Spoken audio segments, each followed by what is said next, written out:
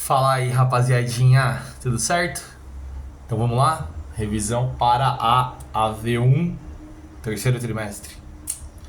Bom, gente, vou começar com o Império Bizantino, tá? Acho que faz um tempinho, né, que a gente estudou. Então, primeira coisa, né, é importante lembrar que o Império Bizantino, ele começa ali exatamente quando cai, né, o Império Romano do Ocidente, né? Por isso que ele também é chamado de Império Romano do Oriente. E ele, em muitos aspectos, é o herdeiro, né, do Império Romano, porque o cristianismo permanece ali, porque o direito romano vai para lá, né? Porque o conceito de império enquanto uma organização política fica lá, né? Em Bizâncio, então ele é, sem sombra de dúvidas, muito mais uma continuidade, tá? Do Império Romano do que algo novo. Com o passar do tempo, né? Ele vai, obviamente, se modificando e tendo outras características, né? Mas ele é muito herdeiro do Império Romano por esses aspectos que eu acabei de citar. E ele, né, de certa forma, assim, tem uma organização bem centralizada, né? Como o Império Romano tem. E ele tem, né, por tradição, assim, estabelecer o uso do direito, né? Como era lá no caso dos romanos no Império Romano, né? Do Ocidente. Qual que é a diferença, né? A diferença é que o Império Bizantino teve como seu maior, digamos assim, monarca, né? O seu maior líder, o Imperador Justiniano, né? E o Justiniano, ele foi responsável por uma série de transformações, né? De ações, né? Dentro do Império Bizantino.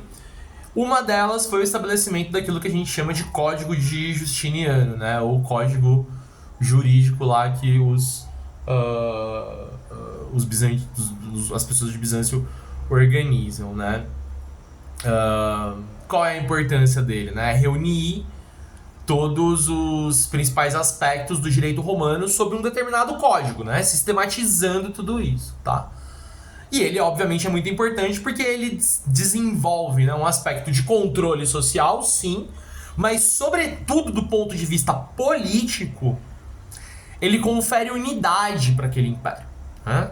São as leis valem para todo o território e aquilo dá uma certa unidade política para aquela organização.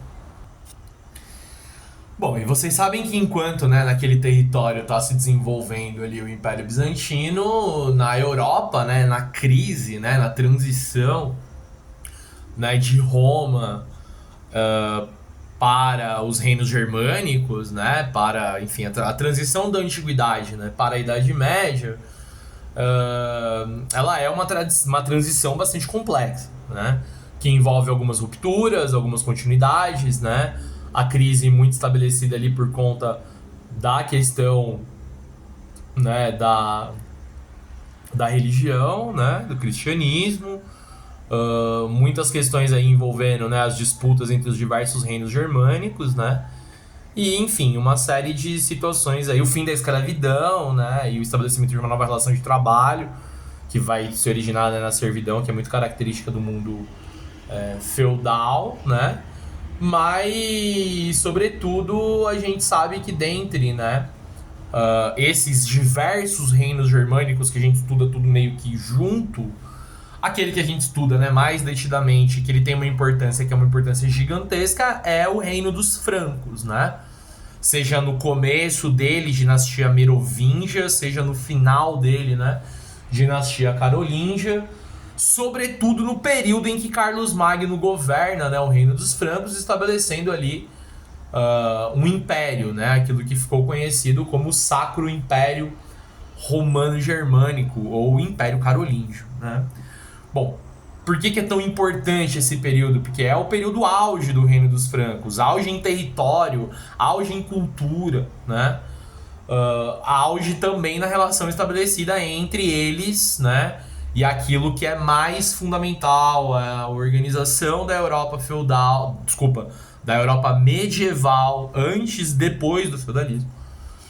A Europa medieval, ela é mediada pela Igreja Católica, né? A instituição Igreja Católica é, sem sombra de dúvidas, a instituição mais importante da Europa medieval, tá?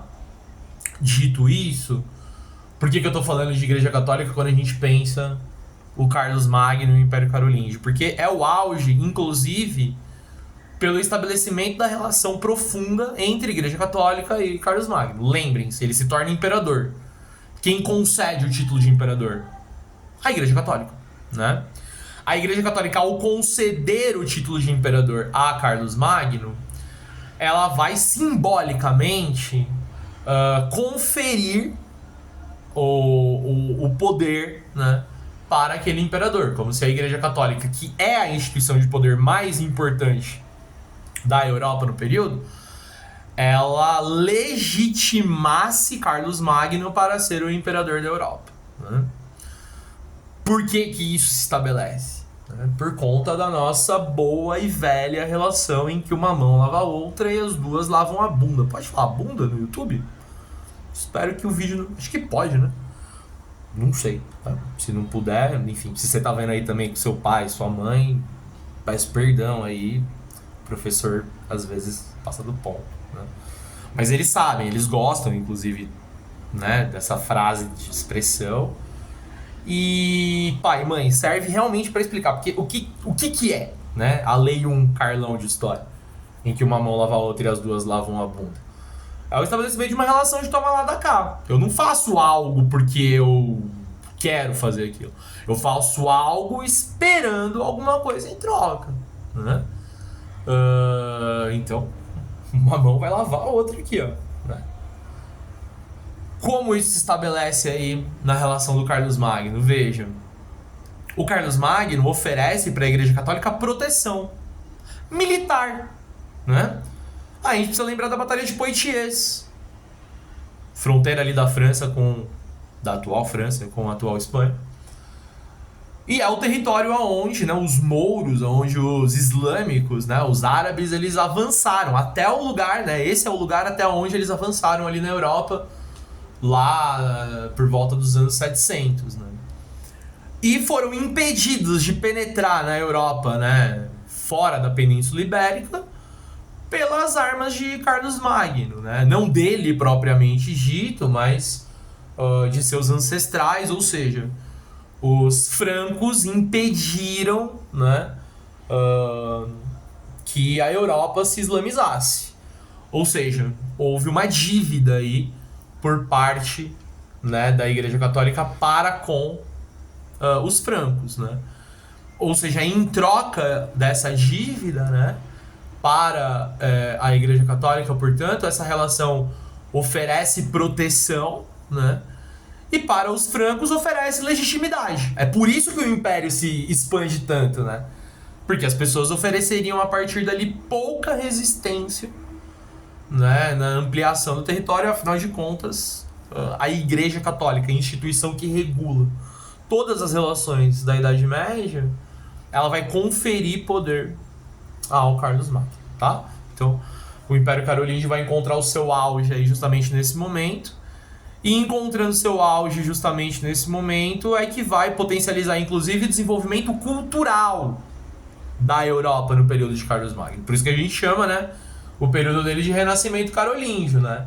Um período em que ele foi o primeiro dos reis germânicos a aprender a ler e escrever.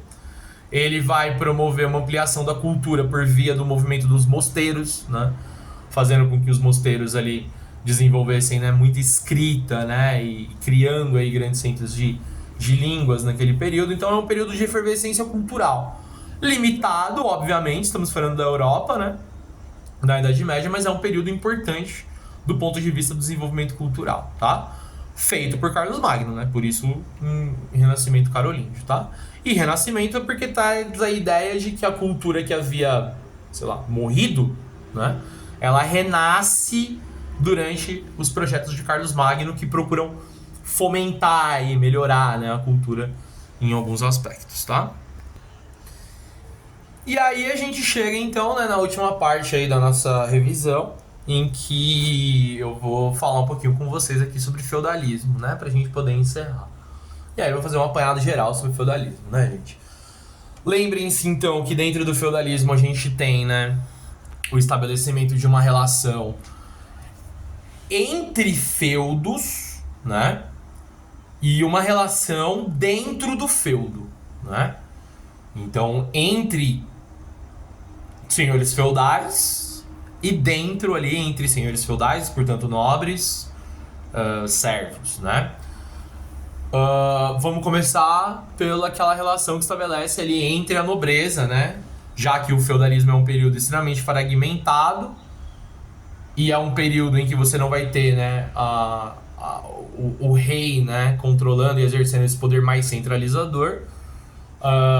As relações sociais que vão ser estabelecidas ali entre as nobrezas para, de certa forma, ter alguma pacificação na Europa do período, ela vai se dar por meio daquilo que a gente chama de relação de suzerania e vassalagem, né?